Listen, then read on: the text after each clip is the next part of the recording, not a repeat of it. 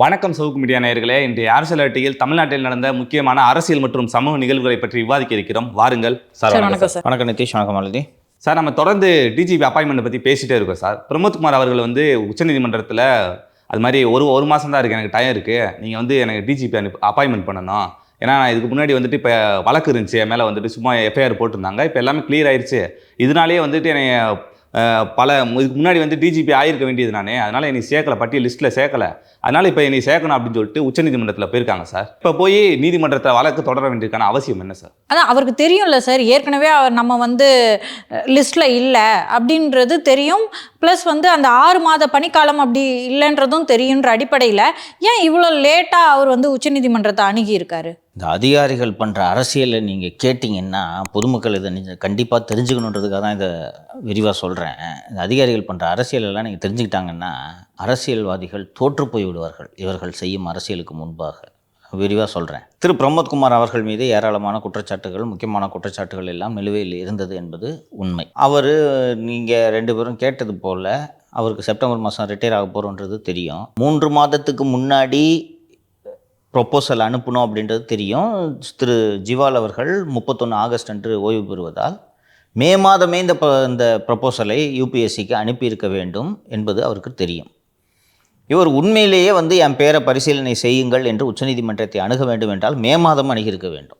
அப்போது இவருடைய கோரிக்கையில் ஓரளவு நியாயம் இருக்குது. சரி, ஏன்ப்பா இப்போ வரேன்னு கேட்டால், சார் 3 மாதம் முன்னாடி அனுப்புனாங்க, எப்போ வேணாலும் அனுப்பிடுவாங்க, அனுப்பும்போது என் பேரை சேர்த்துக்க சொல்லுங்கள் என்று சொல்லலாம். இப்போது அணுகியிருக்கிறார். ஜூலை இறுதியில் அவர் இந்த வழக்கை தாக்கல் செய்திருக்கிறார். ஜூலை இறுதியில் ஏன் தாக்கல் செய்தார் என்பது தான் இதில் விஷயம். நான் ஏற்கனவே நாம் மட்டும்தான் தொடர்ந்து கிட்டத்தட்ட 3 மாதங்களாக நாம் என்னமோ டிஜிபி ஆக போகிற மாதிரி நம்ம தொடர்ந்து 3 மாதம் ஆச்சு, இன்னும் அனுப்பலன்ட்டு நாம் தொடர்ந்து பேசிகிட்டு இருக்கோம். ஹிந்து நாளேடும் எழுதி கொண்டிருக்கிறது.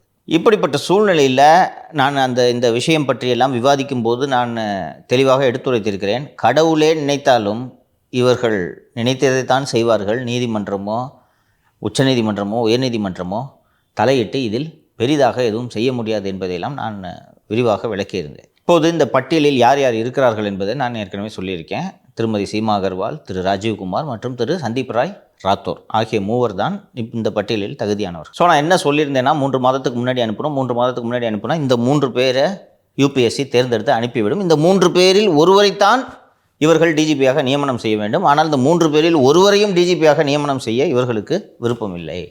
அருட்தந்தை நாம் டிஜிபியாக வேண்டும் என்பதற்காக என்னென்னவெல்லாம் செய்ய முடியுமோ அதை செய்து கொண்டிருக்கிறார். நான் அதே போல் இந்த 3 மாதத்துக்கு முன்பு அனுப்ப வேண்டியதை இன்னும் 10 நாள் தான் இருக்குது. இன்றைக்கி தேதி கிட்டத்தட்ட 19 ஆகிவிட்டது. இன்னும் 10 நாளில் ஜிவால் ஓய்வு பெறுகிறார். இன்றைக்கு வரைக்கும் போகல யூபிஎஸ்சிக்கு. ஸோ இப்படி தாமதிப்பதற்கான காரணம், அதுவும் தப்பாக டிஜிபி ஆஃபீஸ்லேருந்து செக்ரட்டரியேட்டுக்கு ப்ரொப்போசல் போனதுக்கான காரணம், இது சரியில்லை அது சரியில்லைன்னு சொல்லிட்டு, சார் நாங்கள் ப்ரொப்போசலே அனுப்பலை, பதவி காலி ஆகிடுச்சு, இவரை அடிஷ்னல் சார்ஜ் போட்டுடுறோம், கூடுதல் சார்ஜாக திரு அபய்குமார் சிங்கையோ திரு வெங்கட்ராமன் அவர்களையோ போட்டுவிட்டு பெயருக்கு அவர்கள் டிஜிபியாக இருப்பார்கள், உண்மையான டிஜிபியாக அருட்தந்தை இருப்பார் என்பது தான் இவர்களோட திட்டம் என்று நான் சொல்லியிருந்தேன். இப்போ இன்னொரு திட்டத்தை போட்டால் சரியாக இருக்கும்ல. இப்போது திரு பிரமோத்குமார் அவர்களுக்கு பெயரை இந்த பட்டியலில் பரிசீலனை செய்வதற்கு வாய்ப்பே கிடையாது. என்ன காரணம் என்றால், திரு பிரமோத்குமார் அவர்கள், நான் நீண்ட மாதங்களாக சஸ்பென்ஷனில் இருக்கேன், என்னுடைய சஸ்பென்ஷனை ரத்து செய்ய வேண்டும் என்று அவர் உச்சநீதிமன்றம் அணுகிய போது உச்சநீதிமன்றம் இவரை சென்சிட்டிவான எந்த பதவியிலும் போடக்கூடாது என்று உச்சநீதிமன்றம் உத்தரவிட்டிருக்கிறது. அங்கேயும் போய் சொல்கிறாங்க, என் மேலே இருக்க வழக்கு நீதிமன்றம் ரத்து செஞ்சிருச்சுன்ட்டு, அதனால் என்னோடய சஸ்பென்ஷனை ரத்து பண்ணுங்கன்னு கேட்கும்போது, சரி சஸ்பென்ஷனை ரத்து பண்ணுறோம், ஆனால் இவரை சென்சிட்டிவான பதவியில் போடாதீங்கன்னு உச்சநீதிமன்றம் அளித்த தீர்ப்பு இன்னும் இருக்கிறது. இப்போ இவர் உச்சநீதிமன்றத்துக்கு போகிறாருன்னா, வரும் வெள்ளிக்கிழமை தமிழக அரசு, சார் ஏற்கனவே ஒரு மேலே இவ்வளோ சார்ஜ் இருக்குது, 1 மாதம் தான் சர்வீஸ் இருக்குது, இவருக்கு நீங்கள் விதிவிலக்கு கொடுத்தீங்கன்னா அது தவறான முன்னுதாரணம் ஆகிவிடும், அதனால் நீங்கள் இது அனுமதிக்கக்கூடாதுன்னு தான் ஸ்டேட் கவர்மெண்ட்டு சொல்லணும். ஆனால் வெள்ளிக்கிழமை மாநில அரசு உச்சநீதிமன்றத்தில் என்ன சொல்ல போகிறது என்றால், நீங்கள் இவருடைய பெயரை பட்டியலில் சேர்ப்பதற்கு எங்களுக்கு எந்த ஆட்சேபனையும் இல்லை என்று சொல்ல போகிறார்கள். இப்போ அப்படி உச்சநீதிமன்றம் சரியா 1 மாதம் இருக்கட்டும், இவரோட ஒரு கேஸில் மட்டும் விதிவிலக்கு, 6 மாதம் குறைந்தபட்ச சர்வீஸ் இருக்க வேண்டும் என்பதை நாங்கள் இவருடைய விவகாரத்தில் தளர்த்துகிறோம், அவர் பேரை சேர்த்துங்கப்பா லிஸ்ட்லன்னு சொன்னால் யூபிஎஸ்சி பிரமோத்குமார் பேரையும் சேர்த்து அனுப்புமா? இப்போ பட்டியலில் யார் யார் இருப்பாங்க? பிரமோத்குமார், சீமா அகர்வால், ராஜீவ்குமார், சந்தீப் ராய் ராத்தோர் ஆகிய 4 பேர் இருப்பார்களா? 4 பேர் இருக்கும்போது திரு பிரமோத்குமாரை தமிழக அரசு டிஜிபியாக நியமனம் செய்து விட்டால் அவருக்கு எவ்வளோ நாள் சர்வீஸு? 2 வருஷம். 2 வருஷம் டிஜிபி அப்பாயிண்ட் பண்ணிட்டாங்கன்னா அதுலேருந்து 2 வருஷம். சரியா? அப்போ 2 வருஷம் அவருக்கு சர்வீஸ் இருக்கும். ரைட்டா?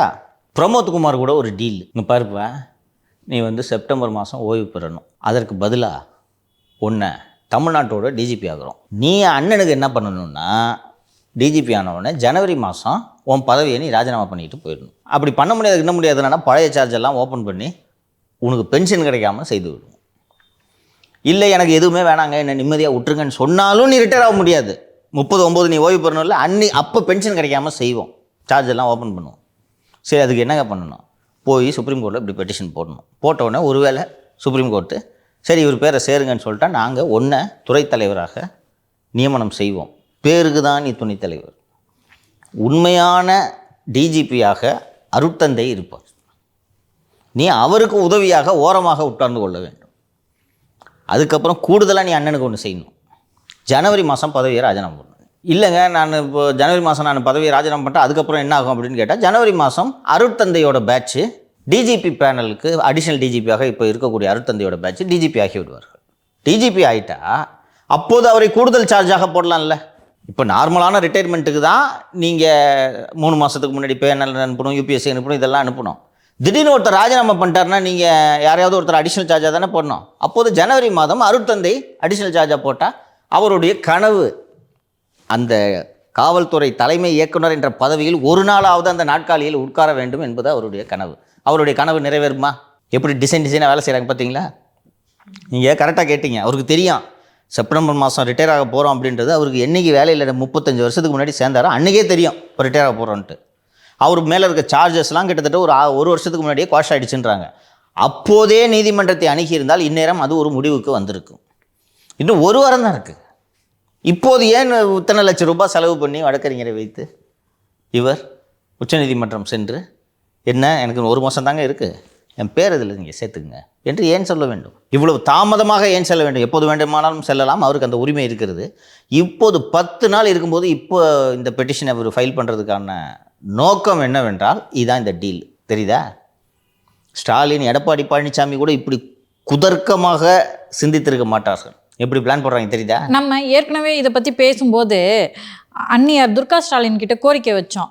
இப்போ அவங்க ஒருவேளை பிக்சருக்குள்ளே வந்து இதெல்லாம் சரி செய்யணும்னு நினைக்கிறாங்கன்னு வைங்க, இவங்க நகரத்தில் மூக்கில் பார்த்து ஐயோ என்னை விட்டுருங்கன்னு ஓடி தான் போயிடுவாங்க போல இருக்கு. இதெல்லாம் இப்போ தமிழ்நாட்டில் இருக்கிற சீனியர் ஐபிஎஸ் ஆஃபீஸருங்களுக்கே தெரியல.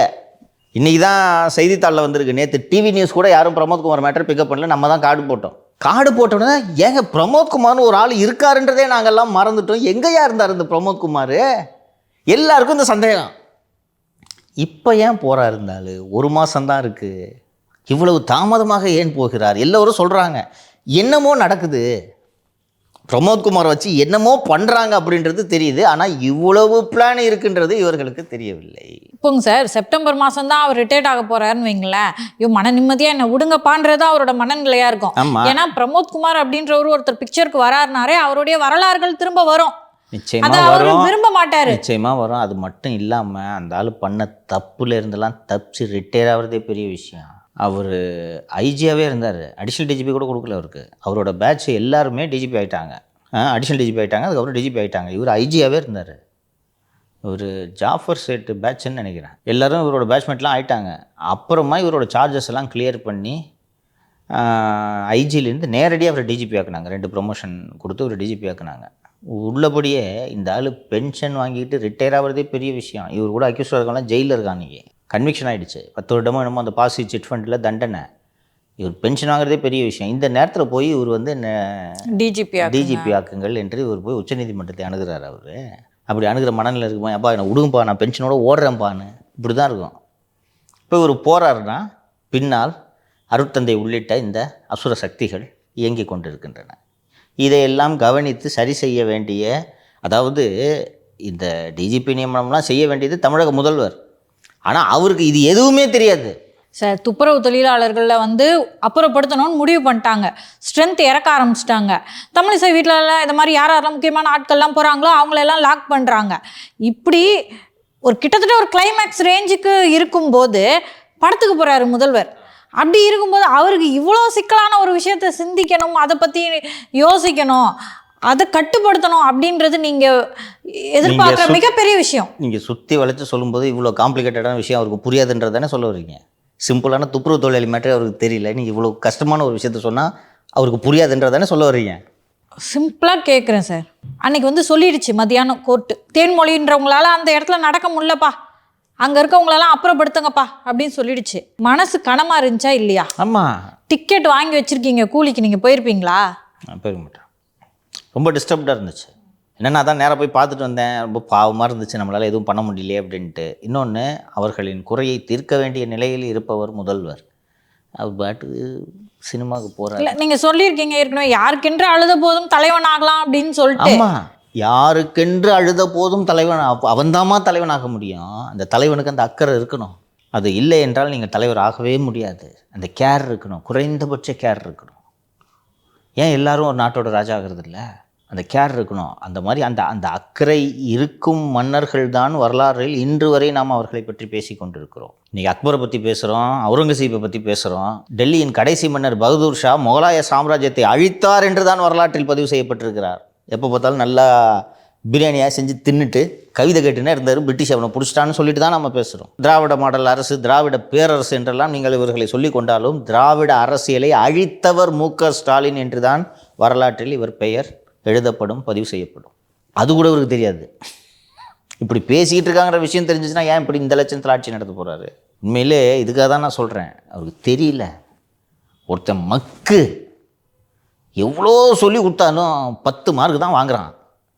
அவனை போய் நீ இன்ஜினியரிங் படின்னு அண்ணா யூனிவர்சிட்டியில் சேர்த்து விட்டான் என்ன பண்ணுவான் சொல்லு? கிட்டத்தட்ட இவர் அப்படி தான். வராது. இன்னைக்கு வரைக்கும் பேப்பரை பார்த்து தப்பு இல்லாமல் 50 வருஷம் பொது வாழ்க்கைக்கு சொந்தக்காரன்ற பேப்பரை பார்த்து தப்பு இல்லாமல் படிக்க முடியுதாப்பா? குறைந்தபட்ச அடிப்படையான விஷயங்கள் கூட இவருக்கு வரவில்லை. கேட்டால் ஒரு சுறுசுறுப்பானவர் காலையில் எந்திரிச்சு எல்லா இடத்துலையும் பேண்ட்டில் பகையில் கையை விட்டுக்கிட்டு போய் இப்படியே நடமாடிக்கிட்டே இருந்தீங்கன்னா நீங்கள் சுறுசுறுப்பாக வேலை செய்கிறதா?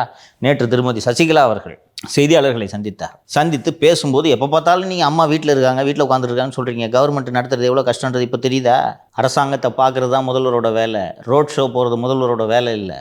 தினந்தோறும் அவ்வளோ ஃபைல்ஸ் இருக்கும், அவ்வளோ வேலைகள் இருக்குது, அதுதான் முதல்வரோட வேலை. ரோட் ஷோ போகிறது முதல்வரோட வேலைன்னு ரொம்ப அழகாக சொன்னாங்க. 30 ஆண்டு காலம் தமிழக நிர்வாகத்தை கவனித்தது உண்மையிலேயே சசிகலா தான். அதனால் அவர்களுக்கு தெரியும். அப்படி இருக்கும்போது நீங்கள் கரெக்டாக இருந்தீங்கன்னா இந்த அதிகாரிங்க இந்த வேலையெல்லாம் செய்வாங்களா? நீங்கள் உங்களுக்கு எதுவுமே தெரியாதுன்ற துணிச்சலில் தானே உங்களுக்கு கூலி படம் ப்ரிவியூ ஷோ ஏற்பாடு பண்ணிவிட்டு இவங்க போலீஸை ஃபோர்ஸாக இறக்கி இவ்வளோ துப்புரவு தொழிலாளிகளை தூக்குறாங்க. உலகமே பார்த்துக்கிட்டு இருக்கு.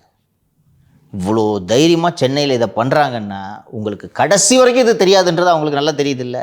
நிழல் முதல்வர் தினேஷ் நினைத்தால் தான் முதல்வருக்கு ஏதாவது தெரியும். சார், நம்ம இந்த மதுரை உயர்நீதிமன்றத்தில் வேறு இந்த வழக்கு வந்துச்சு, டிஜிபி நியமனம். அதில் ஏதாவது முறைகேடு நடந்துச்சுன்னா, வேறு ஏதாவது பிரச்சனையாச்சுன்னா நீங்கள் மறுபடியும் வந்து நீதிமன்றத்தை அணுகலாம்னு சொல்லியிருந்தாங்க. இப்போ உச்சநீதிமன்றம் உங்களுக்கு வந்து பணி நீட்டிப்பு தரேன் அப்படின்னு சொன்னாங்கன்னா மதுரை நீதிமன்றத்தால் கூட எதுவும் பண்ண முடியாது. ஆமாம், பண்ண முடியாது. அது கொஞ்சம் காம்ப்ளிகேட்டட். அது போக போக அது தெரியும். இப்போது உச்சநீதிமன்றம் 6 மாதங்கள் ஒரு டிஜிபி பேனலில் சேர்க்கறதுக்கு ஒருத்தருக்கு சர்வீஸ் இருக்கணும். 1 மாதம் இருக்கிற திரு பிரமோத்குமார் அவர்களை சேருங்கள் என்று சொன்னால் இது விதிவிலக்கு. திரு பிரமோத்குமார் அவர்களுக்கு மட்டும் இந்த விதியை தளர்த்தி இந்த 1 மாதம் இருக்கிறவரை சேர்த்துக்குங்க அப்படின்றது மட்டும்தான் பொருளே தவிர அதுக்கு தான் பொருள். மாறாக நீங்கள் உங்கள் இஷ்டத்துக்கு டிஜிபி அப்பாயின்ட் பண்ணான்ற பொருள் அதுக்கு கிடையாது. மதுரை உயர்நீதிமன்ற கிளையில் நீதிபதி திரு எஸ்.எம். சுப்பிரமணியம் அவர்கள் இதை விசாரிக்கும் போது என்ன சொன்னார் என்றால், இந்த பாருங்கள், ஒரு டிஜிபி அப்பாயின்மெண்ட்டுக்கு முன்னாடி இதெல்லாம் ஃபாலோ பண்ணணும்னு உச்சநீதிமன்றம் சொல்லியிருக்கு, அதை ஃபாலோ பண்ணுங்கள் அப்படின்னு சொன்னார். அதை இவங்க ஃபாலோ பண்ணாங்களான்னு இன்னும் பண்ணலையே. 3 மாதத்துக்கு முன்னாடி அனுப்பணுன்றதானே ரூலு. அனுப்புனீங்களா? இன்னும் 10 நாள் இருக்குது, இது வரைக்கும் அனுப்பல. அப்போது அந்த உச்சநீதிமன்றத்தோட தீர்ப்பை வயலேட் பண்ணியிருந்தீங்கன்னா, ஆனால் நீங்கள் சொல்கிறது போல் இப்போ மதுரை உயர்நீதிமன்றத்தால் எதுவும் செய்ய முடியாது தான். ஏன்னா வெள்ளிக்கிழமை இந்த வழக்கு வரும்போது உச்சநீதிமன்றம் அந்த கேள்வி கேட்கணும், நீ பிரமோத்குமார் பேரை சேர்க்காமல் போ, அது இருக்கட்டும், அதை தனியாக ஓரமாக வையே, 3 மாதத்துக்கு முன்னாடி அனுப்பணுன்ற ரூல் இருக்குது. எங்கள் தீர்ப்பு அதுதான். நீ அனுப்பலை, இன்னும் 10 நாள் இருக்குது, இப்போ இதுக்கு எடுத்துன்னு வரீங்க, ஃபஸ்ட்டு அதையே நீ ஃபாலோ பண்ணல என்று கேள்வி எழுப்ப வேண்டும். எழுப்புகிறார்களா என்பதை நாம் பொறுத்திருந்து பார்க்கலாம். சார், இதுக்கு நடுவுலங்க சார், இப்போது எதிர்கட்சிகள்லாம் வந்து கூட்டம் போட்டாங்கன்னா அதை வந்து பிசுபிசுத்து போகிற வேலையை திமுக அரசு பண்ணிகிட்ருக்கு, அதிகாரிகள் பண்ணிகிட்ருக்காங்க. விஜயோட மாநாடு பற்றி நம்மளுக்கு தெரியும், டேட்டு மாற்றி வைக்க சொன்னாங்க.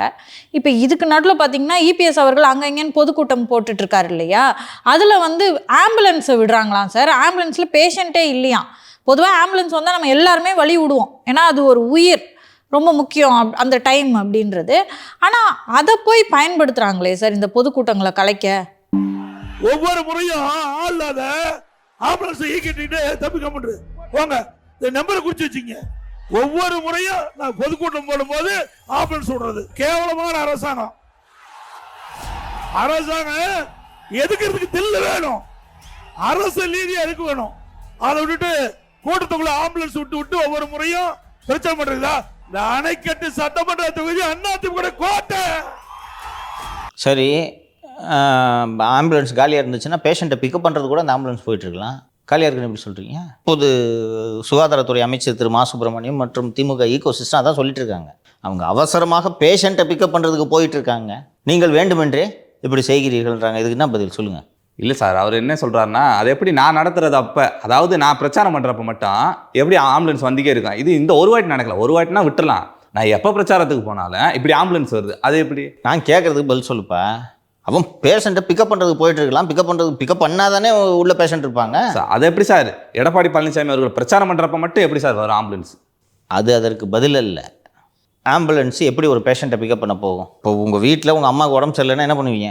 நம்ம 108 கால் பண்ணுவோம். 108 கால் பண்ணுவீங்களா? 108 ஹாஸ்பிட்டலு இல்லைனா 108 ரெண்டில் ஏதாவது ஒன்றுக்கு கால் பண்ணுவீங்க, ரைட்டா? அப்போ கால் பண்ணும்போது அந்த ஆம்புலன்ஸ் டிரைவர்கிட்ட என்ன டீட்டெயில்ஸ் கொடுப்பாங்க? பேஷண்ட்டு, வீட்டு அட்ரஸ் எல்லாம் கொடுப்பாங்களா? அப்போ காலியாக ஒரு ஆம்புலன்ஸ் வருது இல்லை, இது ஏடிஎம்கேக்காரங்க. அப்போ தம்பி எங்கேப்பா போகிற, எங்கே ராஜா போகிற, யாருப்பா ஃபோன் பண்ணது? 108 ஃபோன் வந்துச்சா? வந்துச்சுண்ணே. அட்ரஸ் கொடுத்தாங்களா? கொடுத்தாங்கண்ணே. ஃபோன் நம்பர் கொடுத்தாங்களா? கொடுத்தாங்க. சொல்லு எங்கே போகிற என்று கேட்டால் பதில் சொல்ல வேண்டுமா இல்லையா? ஆமாம். இவங்களும் விட்டுட்டாங்க. இதே ஆம்புலன்ஸ் வருதியான்னு சொல்லிட்டு விட்டுட்டு இருந்தாங்க. என்ன எப்போ பார்த்தாலும் ஒரு அண்ணன் பேசும்போது ஆம்புலன்ஸ் வந்துட்டு இருக்குன்னு தம்பி நிறுத்தி, ராஜா எந்த வீட்டுக்கு ராஜா போகிறேன்னு திருத்திரு முழிக்கிறான். ஃபஸ்ட்டு இவங்க நிறுத்தி கேட்கவும், மாஸ்கை போடு மூஞ்ச மறன்றான் டிரைவரு. எங்கே ராஜா போகிற, யார் சொன்னது, யார் ஃபோன் பண்ணது, எந்த அட்ரஸ்க்கு போகிற, எந்த பேஷண்ட்டு, வயசு என்ன, எத்தனை மணிக்கு உனக்கு ஃபோன் வந்துச்சு, அந்த கால் லாக் என்ன காட்டு, அட்ரஸ் விவரங்கள் எல்லாம் வாட்ஸ்அப்பில் அனுப்பிச்சிருப்பாங்களே, எஸ்எம்எஸ்ல வந்துருக்குமே காட்டு, எந்த வீட்டுக்குன்னா திருத்துன்னு முழிக்கிறாங்க. நான் அப்புறம் அதிமுக தலைவர்களிடம் பேசிய போது, ஏங்க இதே சில்லறத்தனத்தை பண்ணிகிட்டு இருக்காங்கங்க. இந்த மசூதிகளில் தொழுகை ஒரு குறிப்பிட்ட நேரத்துக்கு பண்ணுவாங்க. காலையில் 5 மணிக்கு ஓதுவார்கள். அதுக்கப்புறம் ஒரு குறிப்பிட்ட நேரத்துக்கு ஒரு நாளைக்கு 7 முறைக்கு தொழுகைக்கான அழைப்பு மசூதிகளில் விடப்படும். திரு எடப்பாடி பேசும்போது கண்ட நேரத்துக்கு ஓதுறது தான் நிறுத்தணும்ல. இதில் என்ன சந்தோஷம்னு தெரியல. அது நீங்கள் பாங்கோதி முடித்த உடனே அவர் பேச போகிறாரு, இன்னையாக போகுது. இது எதற்கென்றால், ஒருவேளை ஆம்புலன்ஸுக்கு வழிவிடலைன்னா ஆம்புலன்ஸுக்கு வழிவிடாத இபிஎஸ், ஆம்புலன்ஸை தாக்கிய அதிமுக தொண்டர்கள்னு நியூஸ் போடுறதுக்கு. இன்றைக்கி அவர் நேற்று மேடையில் இது பண்ணார்ல, அது நோட் பண்ணுப்பா, என்ன நோட் பண்ணுன்னு அதை சொல்லிட்டாரா? ஆம்புலன்ஸுக்கு வழிவிடாத இபிஎஸ். இன்றைக்கி கிட்னியை திருடுறான், கல்லீரலை திருடுறான், அதை பற்றிலாம் எதுவும் வாய் திறக்கல மா சுப்பிரமணியம். இன்றைக்கி காலையில் ப்ரெஸ்ஸை சந்தித்து, எடப்பாடி இப்படி நடந்து கொள்ளக்கூடாது, ஆம்புலன்ஸ் என்பது உயிர் காக்கிறது, நான் என்ன பணத்தை தூக்கிட்டு போகிறாங்கன்னா சொல்கிறேன் ஆம்புலன்ஸை. இன்னைக்கு காலையில் ப்ரெஸ் மீட். அந்த ஆம்புலன்ஸ் வர்ற வழியில் கூட்டத்தை போட்டுட்டு நான் வர வழியில் ஆம்புலன்ஸை விடுறாங்க அப்படின்ற மாதிரி ஒரு சொல்லியிருக்கிறார். உடனே அத்தனை பேரும் திமுக நிலைவுத்தவங்களாம் இருக்காங்களா? இல்லை, இருந்தாலும் ஆம்புலன்ஸை போய் மிரட்டுகிறார், ஆம்புலன்ஸ் ஓட்டுநரை எடப்பாடி மிரட்டுகிறார் அப்படின்னு ஆரம்பிச்சிட்டாங்க. டெய்லி ஏதாவது ஒரு கண்டென்ட் எடுத்து எடப்பாடியை சாத்தணும். பிரச்சாரத்துக்குலாம் நல்ல கூட்டம் வருது பார்க்குறீங்கல்ல. இது இன்னும் இவ்வளோ கூட்டம் வந்துட்டுருக்கு, ஏதாவது பண்ணணுமே. இதுக்காக மசூதியில் சொல்லி பாங்குவாதை சொல்கிறது, ஆம்புலன்ஸை குறுக்க விடுறது, குழந்தைத்தனமாக இல்லை இது? சார் இதுதான் ஒரு ஆளும் கட்சியாக இருந்தால் எதிர்கட்சிக்கு பண்ணுவாங்க. This is politics. எல்லாம் சமாளித்து தான் ஆகணும். பட் இந்த விஷயத்தில் உண்மை என்ன என்பதை மக்கள் தெரிந்து கொள்ள வேண்டும் என்பதற்காகத்தான் சொல்கிறேன். அதே பிரச்சாரத்தில் வேறு சொன்னார் சார், கிட்னியையும் திருடினாங்க, இப்போ கல்லீரலும் திருடுறாங்க. யாராச்சும் ஆஸ்பத்திரிக்கு போய் ஏதாவது ட்ரீட்மெண்ட் எடுத்திருந்தீங்கன்னா ஃபஸ்ட்டு போய் ஸ்கேன் எடுத்து பாருங்கள், உங்கள் இதெல்லாம் இருக்கான்னு சொல்லிட்டு, உடம்புல இருக்க உறுப்புகள்லாம் இருக்காங்க. அப்புறம் அவர் சொல்கிறது கரெக்டாக இல்லையாப்பா? இப்படி ஒரு விஷயம் நடக்குது ஏற்கனவே. சரி, இப்போ இந்த மீண்டும் இந்த பள்ளிப்பாளையத்தில் ஈரல் திருட்டு என்ற இந்த கல்லீரல் திருட்டு என்ற அந்த செய்தி வந்தவுடன் அந்த ஐஏஎஸ் அதிகாரி தலைமையில் ஒரு குழு அமைச்சிருக்காங்க. ஏற்கனவே கிட்னி திருட்டுக்கு ஒரு குழு அமைச்சாங்களே, என்னாச்சு? அதே குழு தான் சார் இது. அது பார்த்தியா, கேட்டால் சொல்கிறாங்க, நாங்கள் நேற்று ஒரு பேச்சு இன்றைக்கி ஒரு பேச்சு இல்லை, அதே குழு தான் இன்றைக்கும் போட்டிருக்கோம். பார்த்தீங்களா, அதுக்கு குழு அமைச்சோம், இதுக்கும் குழு அமைச்சிருக்கோம். அந்த திராவிட ஆனந்தனை கைது பண்ணாங்களா இப்போ இது வரைக்கும்? ஆனாங்க சார், அதோட நல்ல விஷயம் என்னன்னா, இவங்க அமைச்ச குழுவே முறைகேடு நடந்திருக்கிறது உண்மை அப்படி சொல்றாங்க. மாலதி, நீங்க அதை மறைக்க முடியாது, புரிந்து கொள்ளுங்கள். 252 ஆப்ரேஷன் ஸ்ரீனிவாசன் மருத்துவமனையில் நடந்திருக்குன்னா அந்த 252 ஆப்ரேஷனுக்கு உண்டான ரெக்கார்டு எல்லாம் இருக்கணும்ல. இப்போ இந்த நிதிஷ் உங்களுக்கு கிட்னி கொடுத்துருக்காரு. நிதிஷுக்கும் உங்களுக்கும் என்ன உறவுன்றத நீங்கள் மாற்ற முடியுமா? ஸோ கொடுப்பா அந்த 250 ஆப்ரேஷனுக்கான ரெக்கார்டை கொடுன்னு சொல்லிட்டு போய் கேட்டால் சார் எதுவுமே இல்லைன்றாங்க. அப்போ முறைகேடுன்ட்டு நீங்கள் எழுதி தானே அவனை மறைக்க முடியாதுன்றேன். ஆனால் அடுத்த கட்டத்துக்கு கொண்டு போகல. அப்போது முறைகேடு நடந்திருக்கு, உரிய ஆவணங்கள் இல்லை, தப்பு நடந்திருக்குன்னு தெரியுது.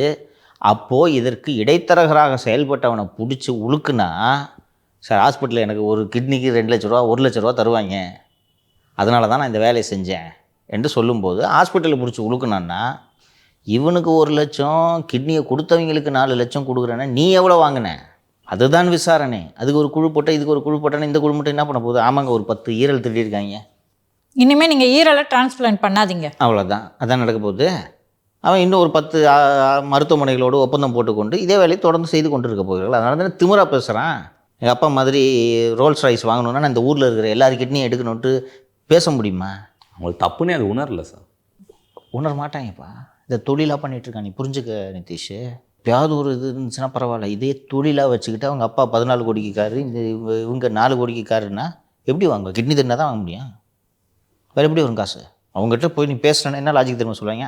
அவன் கிட்னியை கொடுக்குறதுக்கு அவன் வர்றான், நான் எடுத்து பணம் கொடுக்குறேன்ட்டு ஃபிக்ஸ் பண்ணுறேன், இதில் என்ன தப்புன்னு வாங்க. நீ என்னப்போ சொல்லுவேன்? இது தப்புன்றதே அவங்க உணரவே மாட்டாங்க. அதனால தானே இதுக்கு விசாரணைக்கு உத்தரவிடல. இது முதல்வருக்கு தெரியாது. பாதிக்கப்பட்டவனா இருந்து சிந்திச்சாதான் அதோட வழி தெரியும்ப்பா. நீ உங்கள் அம்மாவுக்கு நீ உன்னோட கிட்னியை விருப்பத்தோடு தரதுன்றது வேறு, அது யாரும் கம்ப்ளைண்ட் பண்ண போகிறதில்ல. உனக்கு வறுமையினால் நீ உன் கிட்னியை வைக்கிற, வறுமையினால் நீ கிட்னியை வைக்கும்போது உனக்கு 4 லட்ச ரூபா கொடுத்துட்டு 40 லட்ச ரூபா அடிக்கிறான்னா அது எவ்வளோ பெரிய மோசடி. அந்த வறுமையை போக்குற இடத்துல இருக்கிறது இந்த திமுக அரசு.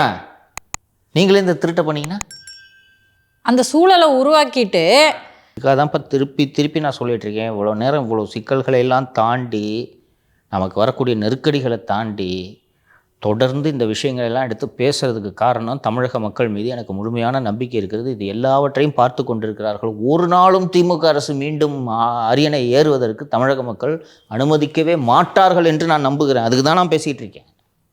ஊடகங்கள் இந்த வேலையை செய்யணும், செய்யல. அவங்க யாராவது ஒருத்தர் செய்யணும்ல, இந்த மக்களுக்கு என்ன நடக்குதுன்றதை சொல்லணும்ல. முதல்வருக்கே தெரியல. இவ்வளோ விஷயங்களையும் மக்களுக்கு எளிமையான மொழியில் சொல்வதற்கான காரணம் இதெல்லாம் நீங்கள் ஞாபகம் வச்சுக்கணும். மன்னிக்கவே கூடாது இந்த அரசாங்கத்தை. அவங்க அப்பா உட்காந்துட்டாரு, அடுத்து இவர் உட்காந்துட்டாரு, ஒரு பிள்ளையை உட்கார வைக்கிறதுக்கான வேலையை தானே இப்போ செஞ்சுக்கிட்டு இருக்காங்க. எப்படியாவது பண்ணி எதிர்கட்சிகளை உடச்சி கூட்டணிக்கு அவனும் வர விடாமல் பண்ணி திருப்பி இங்கே உட்காந்து இதே மாதிரி கொள்ளடிக்கணுன்றது மட்டும்தானே இங்கே திட்டம்.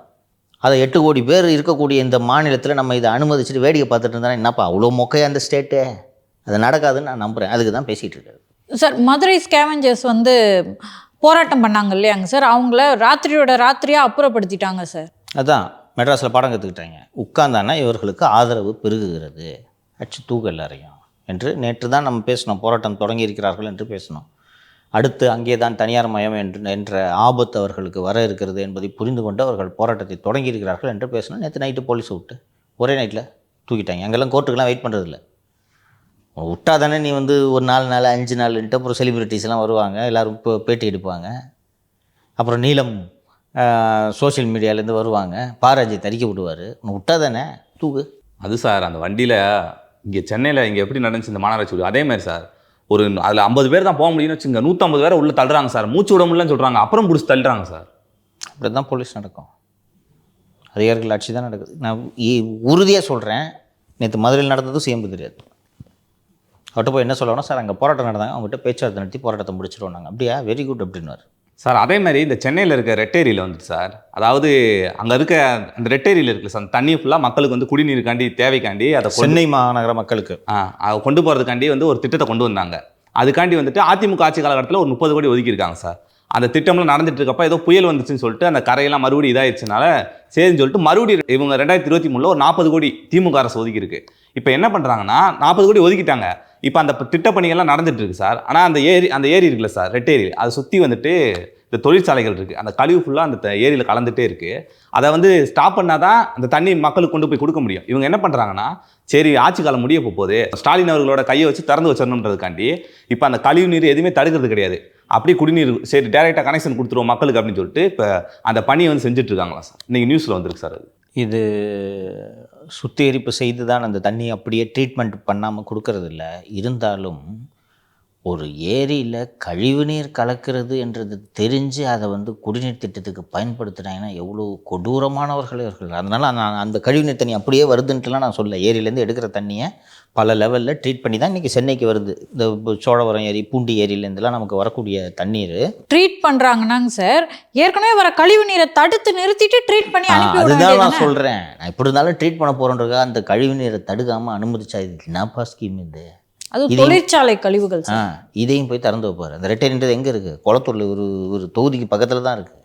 அதை அரெஸ்ட் பண்ணல. நீ எப்படி குடிநீருக்கு பயன்படுத்துறது? அதை எப்படிப்பட்ட கேடுகட்ட கவர்மெண்ட் இதுன்றதை புரிஞ்சுக்கணும். இன்னொரு மேட்ரு நான் ஒன்று சொல்கிறேன். இன்றைக்கி டைம்ஸ் ஆஃப் இந்தியாவில் வந்திருக்கிறது இந்த செய்தி. இந்த ஆன்லைனில் இன்றைக்கி எல்லா துறைகளுமே சமூக ஊடகங்களை பயன்படுத்த தொடங்கிவிட்டன. ஒருத்தர் வந்து, சார் இந்த மாதிரி மின்சார கேபிள் அப்படியே ரோட்டில் கிடக்குது என்று நீங்கள் ஏதாவது உங்களோட குறைகளை எல்லாம் போட்டாங்கன்னா ஜிசிசி கார்ப்பரேஷன் ரெஸ்பாண்ட் பண்ணுறாங்க, டிராஃபிக் போலீஸ் ரெஸ்பாண்ட் பண்ணுறாங்க, இபி ரெஸ்பாண்ட் பண்ணுறாங்க. அதுபோல் சென்னை கார்ப்பரேஷனுக்கு சுண்ணாம்பு குளத்தூர் சாலையில் இந்த மாதிரி ஒயரு கிடக்குது கீழே என்று ஒருவர் போட்டிருக்கிறார். பள்ளிக்கரணையை சேர்ந்த ஒருவர், சார் இந்த மாதிரி ஒயர் கிடக்குது, பவர் கேபிள் கிடக்குது, இது ரொம்ப டேஞ்சர் என்று சொல்லுகிறார். உங்களோட குறை தீர்க்கப்பட்டது அப்படின்னு அதுக்கு கீழே ஒரு ஃபோட்டோவை போட்டு கார்ப்பரேஷன் சார்பாக அதில் பதில் போடப்படுகிறது. தீர்க்கப்பட்டதுன்னு சொன்னோன்னே நீங்கள் சொன்ன இடம், இப்போது எடுத்த புகைப்படம், குறை தீர்க்கப்பட்டதுன்னு எடுக்கணும். இது வந்து சிட்டிசன்ஸோட குறைகளை உடனடியாக நிவர்த்தி செய்வதற்காக இந்த சமூக வலைத்தளங்களை பயன்படுத்துகிறார்கள். உண்மையிலே என்ன பண்ணுவாங்கன்னா, இந்த மாதிரி ஒரு புகார் வந்துச்சுன்னா சம்மந்தப்பட்ட டிபார்ட்மெண்ட்டுக்கு அனுப்புவாங்க. அவங்க போய் அதை சரி செய்து விட்டு அவர்கள் புகைப்படம் எடுத்து அனுப்ப வேண்டும். அந்த புகைப்படத்தை போட்டு பாஸ் நீங்கள் சொன்னதை சரி பண்ண பாஸ்ன்ட்டு போடுறாங்க. இதுதான் சிஸ்டம். சென்னை கார்ப்பரேஷனில் என்ன பண்ணுறாங்க, ஒருத்தன் கேபிள் கிடக்குது அப்படின்ட்டு போடுறான். இவங்க என்ன பண்ணுறாங்க, அந்த கேபிள் கிடக்குதுன்னு ஒரு ஃபோட்டோ அனுப்பிச்சிருக்கிறார்ல, அந்த ஃபோட்டோவை எடுத்து அதில் அந்த கேபிளோட ஃபோட்டோ எடுக்கும்போது ஒரு கார் அங்கே போயிட்டுருக்குதுல, அந்த காரை மட்டும் ஏஐ டூலை யூஸ் பண்ணி அழிச்சிட்டு உங்களுடைய குறை சரி செய்யப்பட்டு விட்டதுன்னு போடுறாங்க. எந்த கேபிள் கிடக்குதுன்னு போட்டானா அந்த கேபிள் அப்படியே இருக்குது அந்த ஃபோட்டோவில். காரை மட்டும் அழிச்சிருக்காங்க. சரி, காரை அழிச்சு அந்த காரோட நிழல் பக்கத்தில் விழுந்திருக்கு, அதை அழிக்க வேணாம், அது கருப்பு பேச்சோட அப்படியே இருக்குது. சார் போஸ்ட் மரம் வேறு கொஞ்சம் போஸ்ட்டு வேறு கொஞ்சம் மேலே பெருசாக இருக்குமே சார்.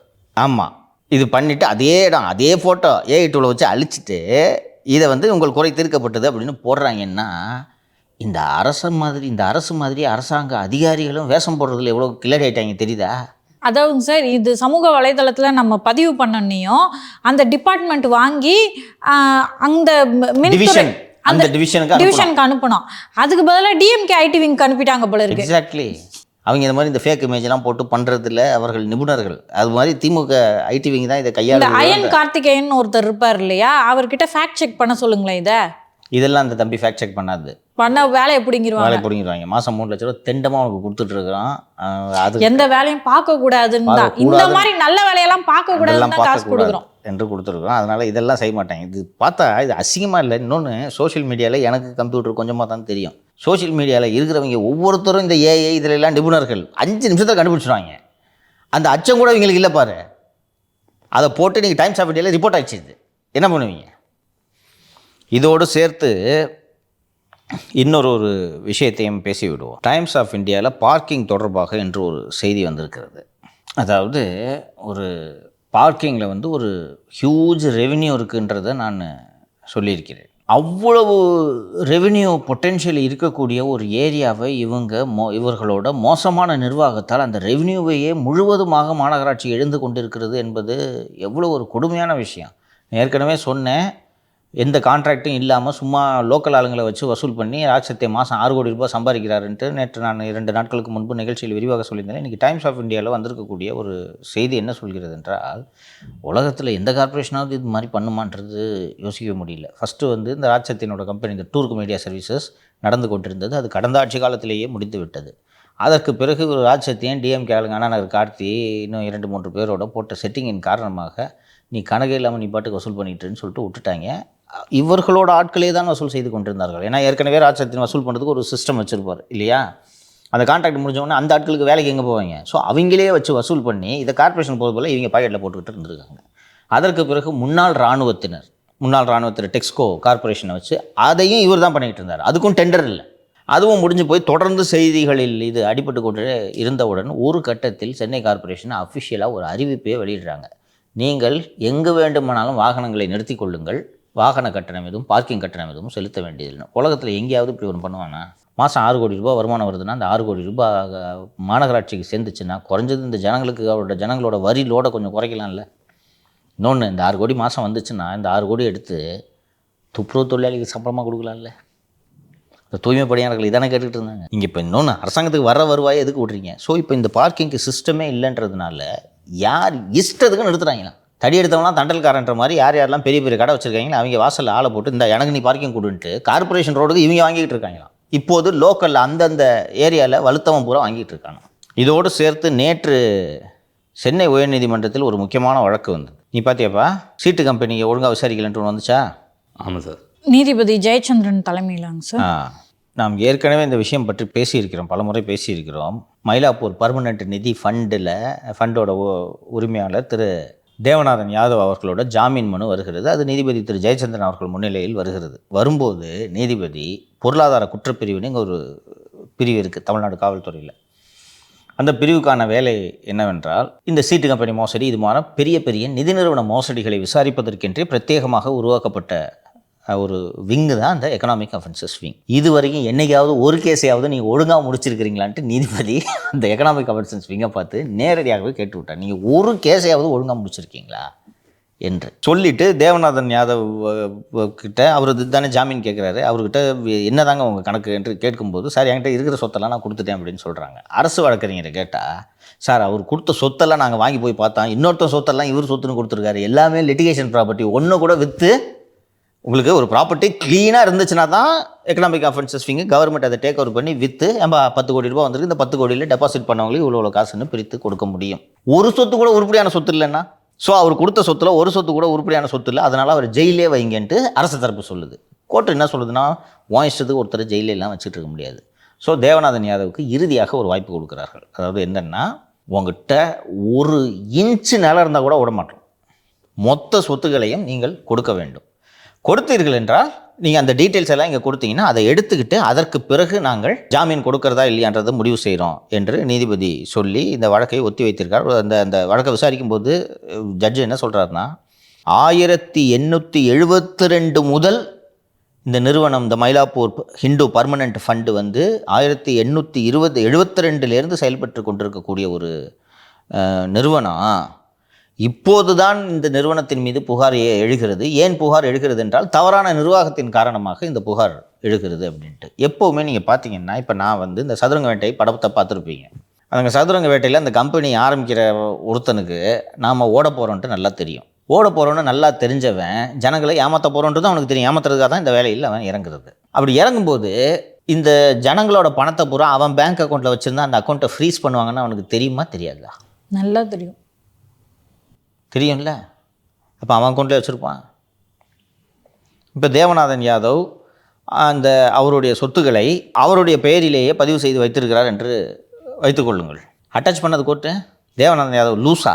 நான் ஏற்கனவே சொல்லியிருந்தேன், ராஜ் சத்யன் டூர்க் மீடியா சர்வீசஸ் என்ற ஒரு நிறுவனத்தின் பெயரில் தான் சென்னை மாநகராட்சி கான்ட்ராக்டை எடுத்தார். அதுலேயும் அவர் டைரக்டர் கிடையாது, ராஜ் சத்யன் கான்ட்ராக்ட் தான் அது. டூர்க் மீடியா சர்வீசஸ் என்ற ஒரு நிறுவனத்தின் மூலமாக பார்க்கிங் வேலையெல்லாம் பார்த்து கொண்டிருந்தார் என்று நான் சொல்லியிருந்தேன். அந்த டூர்க் மீடியா சர்வீசஸில் யார் யாரெல்லாம் இயக்குநர்கள் என்று பார்த்தால், அதில் இயக்குநர்களாக இருப்பவர்கள் தான் மயிலாப்பூர் பர்மனெண்ட் நிதி ஃபண்டிலையும் இயக்குநர்களாக இருக்கிறார்கள். அதில் டூர்க் மீடியா சர்வீசஸில் இயக்குநராக இருக்கக்கூடிய ஒருவர் தேவராஜன் மகிமைநாதன். அந்த தேவராஜன் மகிமைநாதன் எதுலாம் இயக்குநராக இருக்காருன்னு பார்த்தீங்கன்னா, Navitel corporation, Mylapore Hindu permanent நிதி ஃபண்டு, டூர்க் மீடியா சர்வீசஸ், விகேட் win software private limited, Electrona papers and energy limited. அடுத்ததாக டூர்க் மீடியா சர்வீசஸில் இயக்குநராக இருக்கக்கூடிய இன்னொருவர் யார் என்று பார்த்தீர்கள் என்றால் திரு ஜெகதீசன் ராஜேந்திரன். அவர் house of Mathura private limited, Turk media services, hotel Agastya private limited and இன்னொரு நிறுவனத்தில் அவர் இயக்குநராக இருக்கிறார். தமிழரசன் மாதேஸ்வரன் என்று ஒருவர் இயக்குநராக இருக்கிறார். அவர் எதுலாம் இருக்கிறார்னு பார்த்தீங்கன்னா, Hybro cybernetics India limited, Turk media services, triumph guidance control and solution, SS tech Salem commercials private limited, Electrona papers. இதில் இப்போ 4-5 பேர் படித்தேன், ஜெகதீஷ் ராஜேந்திரன், தேவராஜன் மகிமைநாதன்லாம். இவங்கள்லாம் எதுலாம் இயக்குநர்களாக இருக்காங்கன்னு பார்த்தா அவங்க இன்னும் ஒரு 10 கம்பெனியில் இயக்குநர்களாக இருக்காங்க. ஸோ தேவநாதன் யாதவ் இப்போது அந்த மயிலாப்பூர் ஃபண்டு நிதி லிமிடெட்டில் ஒரு 500 கோடியோ என்னமோ போச்சு அப்படின்ட்டாங்க. அந்த 500 கோடியும் டெபாசிட்டர்ஸோட பணம் அந்த அக்கௌண்ட்டில் இருந்திருக்கும் இல்லையா? மயிலாப்பூர் ஃபண்டு நிதி அக்கௌண்ட்டில் இருந்திருக்கும். அங்கேருந்து வேறு ஒரு அக்கௌண்ட்டுக்கு போயிருக்கும். அந்த அக்கௌண்ட்டிலேருந்து எங்கெங்கே போயிடுச்சுன்றதை கண்டுபிடிக்கிறது இன்றைய டிஜிட்டல் யுகத்தில் அவ்வளோ கஷ்டமா? அப்போ இப்போ நான் படித்தேன்ல, 10 கம்பெனி படித்தேன்ல, இது எல்லாமே ஆர்ஓசியில் ஆக்டிவாக இருக்கக்கூடிய நிறுவனங்கள். அப்போது இந்த ஆக்டிவாக இருக்கக்கூடிய இந்த நிறுவனங்களில் இருக்கிறவங்களெல்லாம் கூப்பிட்டு விசாரிக்கணுமா இல்லையா? இப்போது நான் ஒரு சாதாரணமாக ஃபாரன்சிக் ஆடிட் ஸ்கில்ஸ் எதுவுமே இல்லாமல் சில இந்த கம்பெனி செக்கு, ஜவுபா இது போன்ற ஒரு இணையதளங்களில் இருக்கக்கூடிய விவரங்களை வைத்தே நான் இவர்கள் எல்லாம் இத்தனை நிறுவனங்களில் இயக்குநர்களாக இருக்கிறாங்கன்னு சொன்னேன். இவங்க இந்த இயக்குநர்களாக இருக்கக்கூடிய இன்னொரு நிறுவனம் வந்து நவிட்டல் கார்ப்பரேஷன் லிமிடெட். அந்த நவிட்டல் கார்ப்பரேஷனில் இயக்குனராக இருக்கக்கூடியவர் சுவாமிதாஸ் சாலமன் மோகன்தாஸ் என்று ஒருவர் இருக்கிறார். அந்த சுவாமிதாஸ் சாலமன் மோகன்தாஸ் என்பவர் Devanathan estates, Electrona papers, empire photovoltaic systems, Turk media services, Deva investment and finance, Mylapore permanent fund limited, multiplay networks, Deva investments, Deva எஸ்டேட்ஸ்னு இவ்வளவு கம்பெனியில் இருக்கார். ஸோ அந்த 500 கோடி பர்மனெண்ட் ஃபண்ட் மயிலாப்பூர் பர்மனெண்ட் ஃபண்டில் இருக்குன்னு அதுலேருந்து அந்த பணத்தை எடுத்து இது மாதிரி பல நிறுவனங்களுக்கு இந்த பணத்தை அனுப்பி அப்படி ஸ்வாகா பண்ணுறதை தானே ஏமாத்தணும்னு நினைக்கிற ஒரு நபர் செய்வார். இப்போது இந்த மாதிரி பண்ணுறதோட நோக்கம் ஒரு வருஷம் ஜெயிலில் இருந்துட்டாலும் வெளியில் வந்த பிறகு மற்ற நிறுவனங்களில் இருக்கக்கூடிய பணத்தை எடுத்து வச்சுக்கலான்ற எண்ணம் இருக்குமா இருக்காதா? அப்போ போலீஸு போய் ஒரு கோர்ட்டு முன்னாடி தேவநாத யாதவ் பேரில் ஒன்றுமே சொத்து இல்லைங்க, அது எல்லாம் லிட்டிகேஷன் ப்ராப்பர்ட்டியாக இருக்குன்னா அவர் பேரில் வச்சுக்கிறதுக்கு லூஸாக இருந்தாலே 1872 நன்றாக இயங்கி கொண்டிருக்கக்கூடிய ஒரு நிறுவனம், 100 ஆண்டுகளை ஒரு கடந்த நிறுவனம், 130 வருஷத்துக்கு மேலே ஆயிடுச்சுல, 130 வருடங்களை கடந்த ஒரு நிறுவனம் இன்றைக்கி திடீர்னு ஏன் நொடிக்குது? அதுவும் தேவநாதன் யாதவ் வந்த பிறகு தானே நொடிக்குது. அப்போது இதில் சம்மந்தப்பட்ட இந்த இப்போ நான் படித்தேன்ல இயக்குனர்கள் பேரெல்லாம் படித்தேன்ல, சுவாமிதாஸ் இவ்வளோ பேரை படித்தேன்ல, இவங்க அத்தனை பேரையும் அழைத்து விசாரித்து உன் கம்பெனிக்கான ஃபண்டு ஃப்ளோ எங்கேருந்து வந்தது, இதை எக்கனாமிக் அஃபென்சஸ் இவங்க விசாரிச்சிருந்தா இன்னும் கண்டுபிடிச்சிருக்க முடியுமா முடியாதா? இதில் கூட நீதிபதி அவர்கள் அதுதானே சொல்லியிருக்காரு, இந்த பொருளாதார குற்றப்பிரிவு சரியாக விசாரிக்கலன்னு தான் கடிஞ்சிருக்காரு. எக்ஸாக்ட்லி. ஒருத்தன் சிக்கிட்டானு அவனை ஜெயிலில் வச்சுக்கிட்டு இப்படி இதுக்கு தீர்வல்ல, டெபாசிட்டர்ஸோட பணம் எங்க, அதை எடுத்துகிட்டு வா. நான் எப்போலேருந்து சொல்லிட்டேங்க, என்றைக்கு ஆரம்பிச்சது ஞாபகம் இருக்கா? தேவநாதன் யாதவ் மேட்ரு சொல்லும் போது நான் ஆரம்பிச்சேன்ல, ராஜ்சத்தினுக்கு இதை தொடர்பு இருக்குது, டூர்க்கு மீடியா சர்வீஸ் இதெல்லாம் சொன்னேன்ல. ஏன் இதை விசாரிக்கல EOW? தேவநாதன் யாதவுக்கும் தெரிஞ்சு தான் உள்ளே உட்காந்துருப்பார். வெளில வந்தால் இவ்வளோ பேர்கிட்ட தான் அந்த பணம் இருக்குல்ல, வாங்கிக்கலாம். அப்போ காவல்துறை ஒழுங்காக விசாரிச்சிருந்தாங்கன்னா டெபாசிட்டர்ஸ் பணம் கிடைக்கல. எல்லாம் போர் மிடில் கிளாஸ்ப்பா, வயசானவங்கப்பா, கன்றாவியாக இருக்கும்ப்பா, எல்லாம் தாத்தா பாட்டிங்க தான். ஓய்வூதிய பணத்தை தூக்கி அப்படியே போட்டுருவாங்கம்மா. 1872 இருக்கிற கம்பெனி எங்கே போயிட போகுதுன்னு சொல்லிட்டு மொத்தமாக அந்த ரிட்டைர்மெண்ட் பணம் இருக்குங்களா, இதை போய் இதில் வந்து ஒரு பேங்க்கை விட ஒரு 1/2% கூட கொடுப்பாங்கன்னு நினைக்கிறேன். 100 வருஷ கம்பெனிங்க பத்திரமா இருக்குன்னு சொல்லுங்கன்னு போட்டு இந்த லட்சத்தில் விசாரிக்கிறாங்க. இந்த செயினை கண்டுபிடிக்கணுமா இல்லையா? ஏன் சார் விசாரிக்க மாட்டாங்க நீங்கள் நினைக்கிறீங்க? காப்பாற்றுறதுக்கு தான். ஒன்று நீ மட்டும் ஜெயிலில் இரு, வெளியில் வந்த உடனே இதெல்லாம் விசாரிக்காமல் இருக்கிறதுக்கு தானே அவங்களுக்கு பணம் கொடுப்பாங்க. நீ விசாரிச்சா உனக்கு எதுக்கு பணம் கொடுக்கணும்? என்ன வருமானம் வரும்? இந்த வழக்கில் ராஜ்சத்தினை விசாரணைக்கு அழைக்காமல் இருப்பதற்காகத்தானே அவர் வந்து அதிமுக பற்றிய தகவல்கள் எல்லாம் திமுக சொல்லிகிட்டு இருக்காரு. என்றைக்கு விசாரிச்சிருக்கணும்? இல்லைன்னா டிஎம்கே அரசாங்கம் நடக்குது, ஏடிஎம்கேல முக்கியமான நிர்வாகியாக இருக்கிற ஒருத்தன் எப்படிப்பா சென்னை போன்ற பெரிய நகரத்தோட கார்ப்பரேஷன் கான்ட்ராக்ட் எப்படிப்பா நடத்திட்டு இருக்க முடியும் 4.5 வருஷமா? அதுவும் சட்டவிரோதமா எப்படி பண்ண முடியும்? இந்த கள்ள உறவின் காரணமாகத்தான். சார், அமைச்சர் பெரியசாமி அவர்கள்ட்ட இருந்து இடி வந்துட்டு ஒரு முக்கியமான ஆவணங்கள்லாம் கைப்பற்றப்பட்டதான் இன்றைக்கி செய்தி வந்திருக்கு சார். அது என்ன சார், கொஞ்சம் விவரமாக சொல்லுங்கள் சார். இடி 4 வரியில் ஒரு ப்ரெஸ் ரிலீஸ் கொடுத்துருக்காங்க. அது என்னவென்றால் பேப்பர் ஃபார்ம்ஸோட டீட்டெயில் கிடச்சிருக்குன்னு சொல்லியிருக்காங்க. இதுதான் சிக்கல். என்னென்னா பேப்பர் ஃபார்ம்ஸ்னால் என்னென்னா பேப்பரில் மட்டும்தான் அந்த ஃபார்ம் இருக்கும். உண்மையிலேயே இந்த பிஸ்னஸையும் பண்ணாது. 10 கம்பெனி ரெஜிஸ்டர் பண்ணி வச்சுக்கிறது, அந்த கம்பெனியில் ரெகுலராக பிஸ்னஸ் நடக்கிற மாதிரி, அந்த கம்பெனிக்கு வருமானம் வர மாதிரி அந்த கம்பெனி அக்கௌண்ட்டில் பணம் வந்துகிட்டே இருக்கும். அதுக்கு இன்கம் டேக்ஸ் எல்லாம் கரெக்டாக கட்டுவாங்க. ஒரு ஸ்டேஜில் இந்த கருப்பு பணத்தை வெள்ளையாக்குவதற்கு அது உதவும்.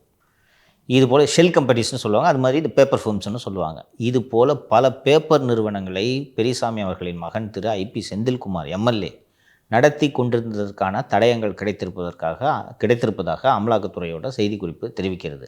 நான் நேற்று சொன்னேன், நான் பர்ஃபெக்ட் க்ரைம்ன்றது இல்லை, நான் சொன்னேன்ல உனக்கு வந்து 2 கோடி ரூபாய் இருக்குது சொத்து வாங்கியிருக்கிறேன்னா ஏதுப்பான்னு கேட்டால் நீ என்ன பதில் சொல்லுவேன்? அதுபோல் இந்த பேப்பர் ஃபார்ம்ஸுக்கான ட்ரெயில் கிடச்சிருச்சு. இது போதும். இதற்கு நடுவே திரு பெரியசாமியோட இந்த சொத்து குவிப்பு வழக்கு மீண்டும் விசாரணை நடத்துவதற்கு உச்சநீதிமன்றம் தடை விதித்திருக்கிறது. சரி, இப்போ உச்சநீதிமன்றம் தடை விதிச்சிச்சு, இப்போ இடி விசாரணை செய்யலாமா செய்யக்கூடாதா? அது சொத்து குவிப்பு வழக்கு சார், இது பண பரிவர்த்தனை மோசடி. இருக்கட்டும்ப்பா, அந்த சொத்து குவிப்பு வழக்கின் அடிப்படையில் தானே இடி விசாரிக்குது. இப்போ தடை விதிச்சிட்டாங்களே சார் இப்போ மகனோட வீட்டில் இந்த ஆவணங்கள் கைப்பற்றப்பட்டிருக்கு சார், அதன் அடிப்படையில் விசாரி இருக்கட்டும்ப்பா. நான் ஏற்கனவே நேற்று நான் சொன்னேன், இடி வந்து ஏற்கனவே இருக்கக்கூடிய ஒரு எஃப்ஐஆரின் அடிப்படையில் தான் உள்ளே வர முடியும். ரைட்டா? இப்போ தான் உச்சநீதிமன்றம் தடை விதிச்சிச்சே, விசாரிக்கலாமா? எனக்கு தெரியல சார். ஆனால் வந்துட்டு இப்போ ஆவணங்கள் கிடச்சிருக்கு சார், இதன் அடிப்படையில் விசாரிக்கலாம்னு நினைக்கிறேன். அப்படி கிடையாது, விசாரிக்கலாம். ஏன் விசாரிக்கலாம்னா அந்த வழக்கு ரத்து செய்யப்படவில்லை. புரியுதா? பெரியசாமி அவர்கள் மீது நீதிமன்றத்தில் நிலுவையில் இருக்கக்கூடிய வழக்குக்கு விசாரணைக்கு தடைதான் விதிக்கப்பட்டிருக்கிறது. வழக்கு ரத்து செய்யப்படவில்லை. அதனால் அமலாக்கத்துறை விசாரிக்கலாம். இப்போ ஒருவேளை ரத்து பண்ணியிருந்தா இந்த புது தகவல்கள் இந்த பேப்பர் யூஸ் பண்ண முடியாது. யூஸ் யூஸ் பண்ண முடியாது. இப்போது அந்த டாஸ்மாகில் இதுதான் நடந்துச்சு. இங்கே டாஸ்மாகில் இந்த எஃப்ஐஆரை வச்சுக்கிட்டு நீங்கள் ஆகாஷ் பாஸ்கரனை விசாரிக்கக்கூடாது என்று நீதிமன்றத்தை அணுகிய போது தான், ஆமாம் இந்த எஃப்ஐஆரை வச்சுக்கிட்டு நீங்கள் ஆகாஷ் பாஸ்கரனை விசாரிக்கக்கூடாதுன்னு நீதிமன்றம் சொல்லிடுச்சு.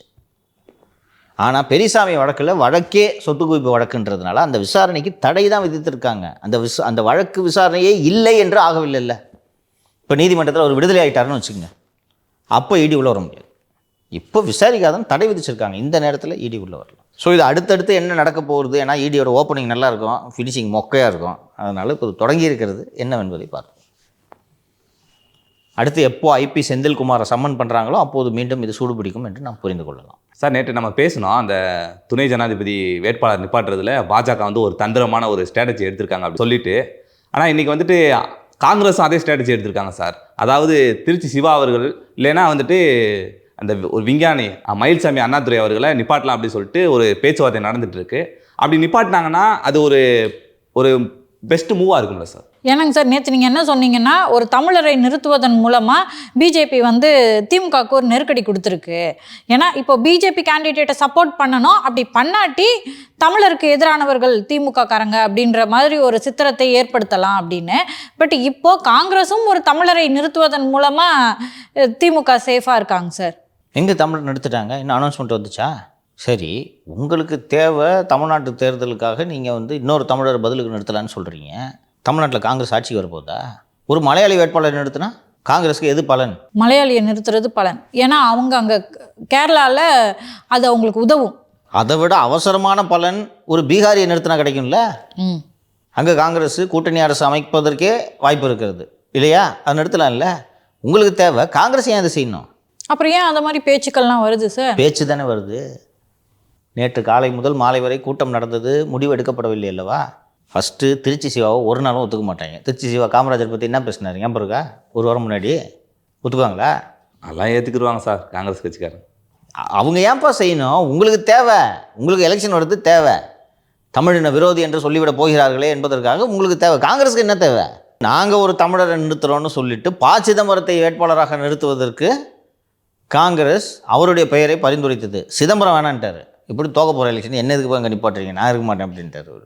ஸோ மயில்சாமி அண்ணாதுரை என்று இவர்கள் சொல்கிறார்கள். மற்ற மாநிலங்கள்லாம் இருக்குல்ல. இன்னொன்று, தமிழ்நாட்டுக்கு மட்டுமா தேர்தல் வருது? கேரளாவுக்கு வருது, அதற்கு முன்பாக பீகாருக்கு வருது. ஸோ இன்று மதியம் எதிர்க்கட்சிகள், இந்தியா கூட்டணி கட்சிகள் அமர்ந்து பேச இருக்கின்றன. நேற்று காலை முதல் நடந்த இந்த கூட்டத்தில் யார் வேட்பாளர் என்று இறுதி செய்ய முடியாத அளவுக்கு சிக்கல் நீடிக்கிறதுனாலே அவங்களால ஒரு முடிவுக்கு வர முடியல. கேண்டிடேட் போடணும்.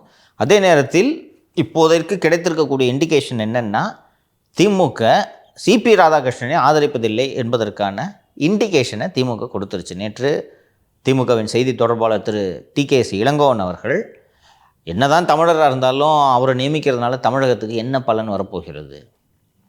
தமிழராக இருந்தாலும் அவர் RSS அமைப்பை சேர்ந்தவர், RSS சித்தாந்தத்தை பின்பற்றுபவர் என்று நினைக்கிறார்கள். ஆனால் பிஜேபி ஒட்டுமொத்தமாக அனைத்து கட்சிகளுடைய பரிந்துரை வேணும். குறிப்பாக காங்கிரஸ் கூட்டணியில் இருக்கக்கூடிய திமுகவை நாம் இந்த சைடு வின் பண்ணணுன்றதுக்காக தான் பாதுகாப்புத்துறை அமைச்சர் திரு ராஜ்நாத் சிங் அவர்களெல்லாம் முதல்வரை தொலைபேசியில் அழைத்து பேச சொல்லியிருக்காங்க. அவங்களும் விடுறதா இல்லை.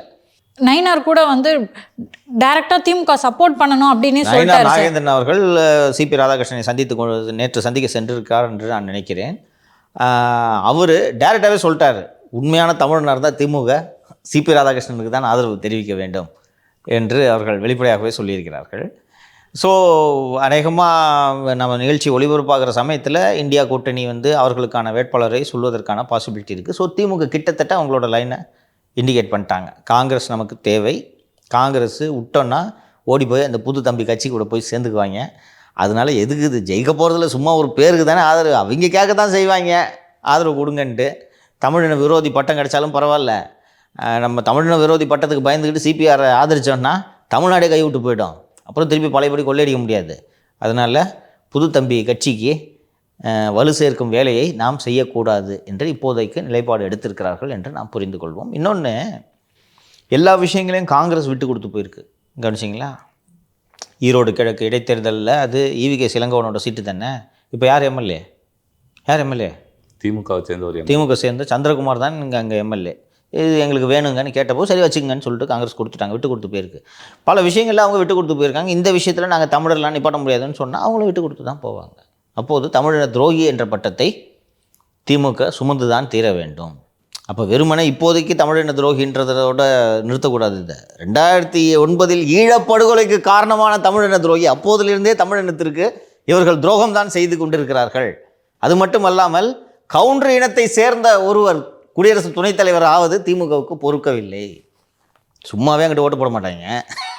இன்றைக்கி சொல்கிறாரு அவர் 1000 தான் இருந்தாலும் அவர் ஆர்எஸ்எஸ் என்றெல்லாம் என்று பேசுகிறார்கள். 1999ஆம் ஆண்டு மக்களவைத் தேர்தல், அப்போது தான் பிஜேபியோடு திமுக கூட்டணியில் இருக்கிறது. கோவை மக்களவை தொகுதியில் எதிர்க்கட்சிகள் சார்பாக இந்திய கம்யூனிஸ்ட் கட்சியை சேர்ந்த முதுபெரும் தோழர் ஐயா நல்லக்கண்ணு நிற்கிறார். அந்த நல்லக்கண்ணுவுக்கு எதிராக திமுக யார் நிறுத்தினாங்க தெரியுமா? இதே சிபி ராதாகிருஷ்ணனை நிறுத்தி பிஜேபி கூட்டணியில் நல்லக்கண்ணுவுக்கு எதிராக சிபி ராதாகிருஷ்ணனை வெற்றி பெற செய்த கட்சி திமுக. அப்படியே ரொம்ப கொள்கை குன்றுகள் போல இன்னைக்கு பேசுகிறாங்களே. கடந்த காலத்துலலாம் இதை பண்ணுவாங்க. அன்னைக்கும் ஆர்எஸ்எஸ்ல தானே இருந்தாரு அவர், பிறந்ததுலேருந்து இன்னைக்கு வரைக்கும் ஆர்எஸ்எஸ்ல தான் இருக்காரு. இப்போ மட்டும் எதுக்கு இந்த மாதிரியான ஒரு நிலைப்பாடு எடுக்கணும்? அன்று வேறு இன்று வேறு என்று இவர்கள் உருட்டுவார்கள். அதுதானே அரசியல். ஓபிஎஸ் என்ற ஒரு மூத்த ஞானி அன்னைக்கு சொன்னார். என்ன சொன்னார்? அவர் நிறைய சொன்னார். எதை கேட்குறீங்க? கடைசியாக சொன்னது நண்பர்களும் இல்லை எதிரிகளும் இல்லைன்னு சொன்னாரா? அவ்வளோதான். சரி, அவர் மட்டும்தான் அது சொல்லியிருக்காரு, கலைஞர் கூட தான் சொல்லியிருக்காரு.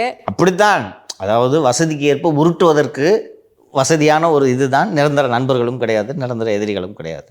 அந்த அடிப்படையில் இன்னைக்கு ஏன் இந்த முடிவு எடுக்கிறாங்க அப்படின்ட்டு நாம் பார்க்கும்போது, இன்னைக்கு சட்டப்பேரவை தேர்தலுக்கு காங்கிரஸ் விட்டானா ஓடி போயிடுவாங்கன்ற அச்சம் திமுகவுக்கு வந்து விட்டது. அப்போ இந்த வரலாறுலாம் எடுத்து சொல்லுவாங்களா இல்லையா? ஆர்எஸ்எஸ்கார் அன்னைக்கு இருந்தார், அன்னைக்கு ஜெயிக்க வச்சிங்களே, அதுக்கு தான் நேற்று காடு போட்டது. இதெல்லாம் ஏற்கனவே நீங்கள் செய்திருக்கிறீர்கள் என்பது இன்னொன்று பேசத்தான் செய்வார்கள். பிஜேபின்னு சொல்லுவாங்க. பிஜேபி இப்போ அடுத்தது ஒரு தமிழன் குடியரசு துணைத் தலைவர் ஆவது திமுகவுக்கு பொறுக்கவில்லை, கவுண்டர் சமூகத்தை சேர்ந்தவர் குடியரசு துணைத் தலைவர் ஆவது திமுகவுக்கு பொறுக்கவில்லை அப்படின்ட்டுலாம் அந்த விமர்சனங்கள் வரத்தான் செய்யும். அது அவங்க ஃபேஸ் பண்ணி தான். இப்போ தமிழ்நாட்டிலேருந்து துணை ஜனாதிபதி வேட்பாளராக யாரும் வரப்போகிறது இல்லை. அதுக்கான வாய்ப்புகள் இப்போதைக்கு குறைவு. ஸோ இங்கே இந்தியா கூட்டணி வேட்பாளர் அறிவிச்சா தான் நமக்கு அது தெரியும். ஒருவேளை சிபி ராதாகிருஷ்ணன் அவர்கள் துணை ஜனாதிபதியாக வரலன்னா எனக்கு தெரிஞ்சு திமுகவுக்கு அது ஒரு கருப்பு புள்ளியாக வரலாறு ஃபுல்லாக நின்றுன்னு நினைக்கிறேன். பிஜேபி ஹேஸ் நம்பர்ஸ், அதை புரிஞ்சுக்குங்க. நீங்கள் திமுக ஆதரவு கொடுத்தாலும் கொடுக்கலனாலும் சிபி ராதாகிருஷ்ணன் தான் வெற்றி பெற போகிறார். They have the numbers. ஆனால் திமுகவோட ஆதரவை வாங்கணுன்றதுல வேணுக்குன்னு பிஜேபி ரொம்ப உன்னிப்பாக இருக்கிறார்கள், கீனாக இருக்காங்க அவங்க. இதான் சுச்சுவேஷன். ஜெகன்மோகன் ரெட்டி எல்லா ஸ்டேட்டில் இருக்க எல்லாத்தையும் கால் பண்ணி சொல்கிறாரு. ஆமாம், நீங்கள் ஆந்திர மாநிலத்தை எடுத்துக்கிட்டிங்கன்னா ஜெகன்மோகன் ரெட்டியும் சந்திரபாபு நாயுடுவும் எதிர் துருவத்தில் இருக்கிறார்கள். 2 பேரும் ஆதரவு தெரிவிச்சிட்டாங்க. அது போன்ற சுச்சுவேஷனை இங்கே உருவாக்க பிஜேபி முயற்சி செய்கிறது. ஜெகன்மோகன் ரெட்டி என்றதும் ஒரு விஷயத்தை நான் கிளாரிஃபை பண்ணிடுறேன். அந்த நம்ம துப்புரவு தொழிலாளிகளை பற்றி பேசும்போது ராம்கே நிறுவனம் ஒய்எஸ்ஆர் கட்சி சேர்ந்தவர்களுக்கு நெருக்கமானது அப்படின்ட்டு நம்ம சொல்லியிருக்கோம் அப்படின்னு சொல்லிட்டு ஒய்எஸ்ஆர் கட்சியிலிருந்து நம்மை அழைத்து, கட்சிக்கும் அந்த நிறுவனத்திற்கும் எந்த சம்மந்தமும் இல்லை, எங்கள் கட்சியில் இருக்கிற எம்பியை அதை நிறுத்தலாம், அவங்க இந்தியா பூரா பல மாநிலங்களில் இந்த தொழிலை செஞ்சுக்கிட்டு இருக்காங்க, கட்சிக்கும் ராம்கே நிறுவனத்திற்கும் எந்த சம்மந்தமும் இல்லைன்ற கிளாரிஃபிகேஷனை ஒய்எஸ்ஆர் கட்சியின் சார்பில் சொல்ல சொன்னாங்க. அதை பதிவு செஞ்சிடறேன். சரி சார், இன்றைய அரசியல் அரட்டையில் பல நிகழ்வுகளை பேசினா தொடர்ந்து நாளையும் பேசுவோம் சார். நன்றி சார். நன்றி மாலதி.